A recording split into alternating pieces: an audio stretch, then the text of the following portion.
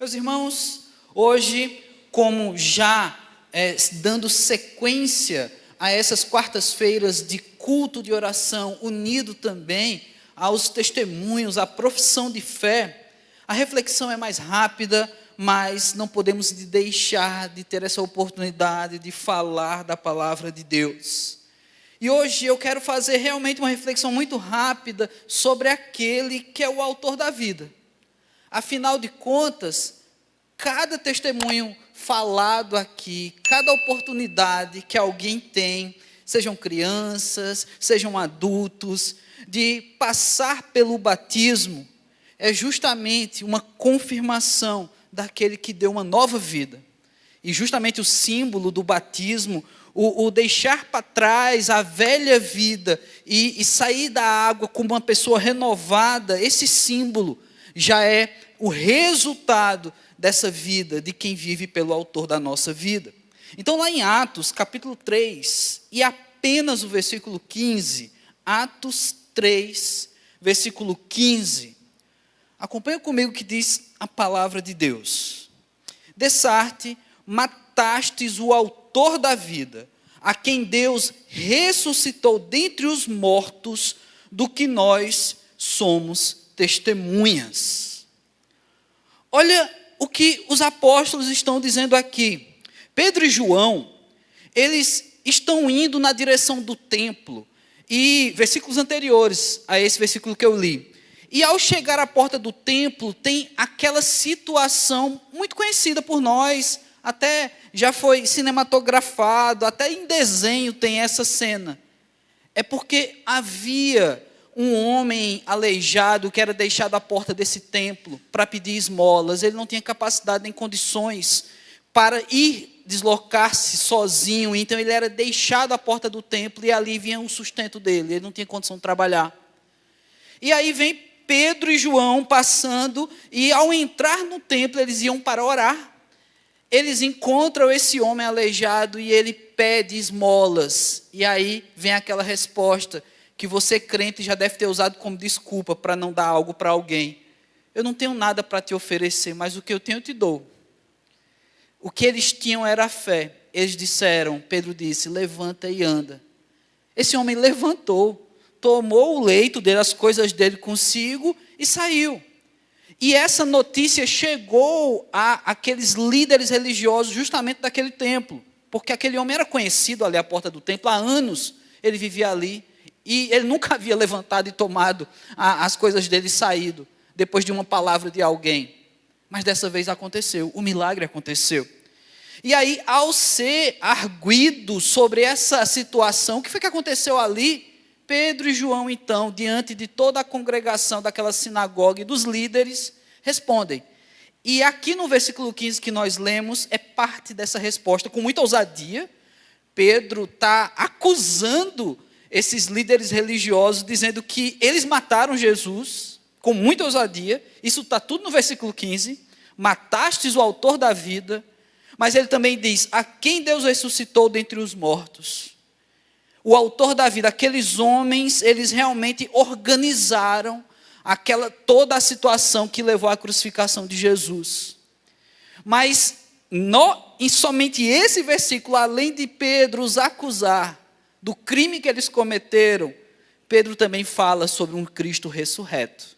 Sobre o Jesus que já não viveu simplesmente para cumprir aquela crucificação, aquela pena de morte.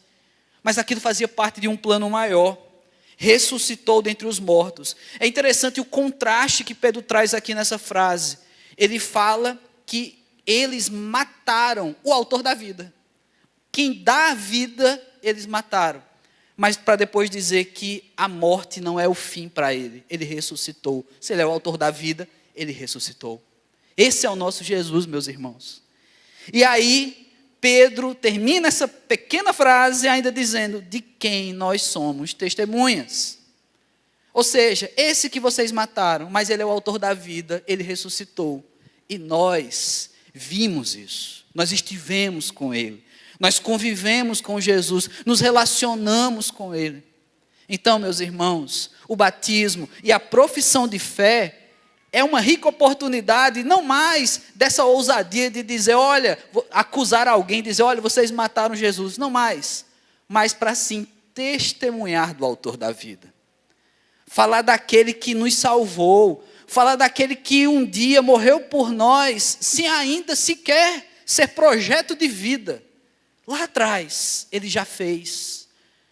E aí você que já passou por isso, pela oportunidade de testemunhar da sua fé, você deve, juntamente com os irmãos, hoje, nesta quarta-feira, se alegrar com outros, que também já disseram sim para o Senhor, mas agora estão dizendo um sim para uma sociedade, dizendo, olha, eu estou assumindo um compromisso, eu sou testemunha do autor da vida, eu já não morro mais como qualquer pessoa sem Deus, eu morro, mas eu vivo para a glória de Deus, eu vou para o céu, eu vou morar no céu, mas também eu estou aqui para proclamar, para testemunhar o autor da minha vida. E ainda, lá em 2 Coríntios, Paulo escreve e diz o seguinte, 2 Coríntios 5, 17. Se alguém está em Cristo, é nova criatura, as coisas velhas ou antigas se passaram, e eis que se fizeram todas novas. Quem está em Cristo é nova criatura. As coisas velhas passaram, ou seja, seus 50 anos de idade passou, você agora é um recém-nascido, não é? Claro que ninguém aqui tem 50 anos de idade, né, meus irmãos? Aqui é no máximo 30, não é? Depois eu passo meu Pix para vocês. As coisas velhas já passaram, tudo se faz novo. Esse é o ato do autor da vida, ele pode fazer isso. Ninguém pode renovar a tua vida, meu irmão, ninguém. Um bom cirurgião pode renovar a tua aparência. Boas férias pode renovar até o teu estado de espírito. O Brasil ganhando uma Copa pode até renovar um pouco aí da tua esperança no futebol. Mas quem renova a tua vida somente o autor da vida. Só ele pode fazer com que uma vida velha deixe de fazer sentido, para que uma nova faça sentido. E mesmo assim você ainda está em vida. Há quem diga que aquele que tem Cristo Jesus, ele morre 2 vezes, mas ele vive eternamente. Aquele que é sem Cristo Jesus, que não tem Jesus, ele vive, mas quando morre, ele não tem nenhuma experiência para continuar. Então, você já morreu para uma vida, para viver para Cristo. Depois você vai morrer para esse plano físico, para assim viver integralmente na eternidade com Deus, na Nova Jerusalém.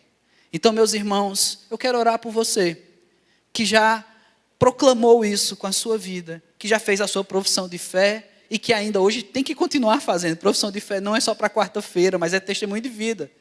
E eu quero orar por vocês, que vão fazer hoje a profissão de fé de vocês, e que sim, vão testemunhar esse, que é o autor da nossa vida. Lembre, nunca esqueçam, aqui Pedro e João, testemunhando de Cristo Jesus, eles foram ousados, mas eles não perderam a oportunidade de falar do plano de salvação. Em poucas palavras, ele ressuscitou dos mortos e ele é o autor das nossas vidas. Nós testemunhamos isso. Você também é testemunha. Meu irmão, minha irmã, baixe sua cabeça, vamos orar então, mais uma vez. Deus amado, soberano, nós te rendemos graças, Senhor Deus. Mais uma vez quero te agradecer, ó Pai, nesta feita, sobre o teu plano de salvação, Senhor Deus, porque ele chegou até nós.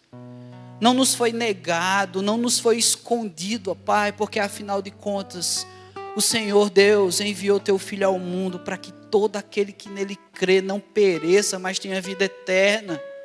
E nós somos esses.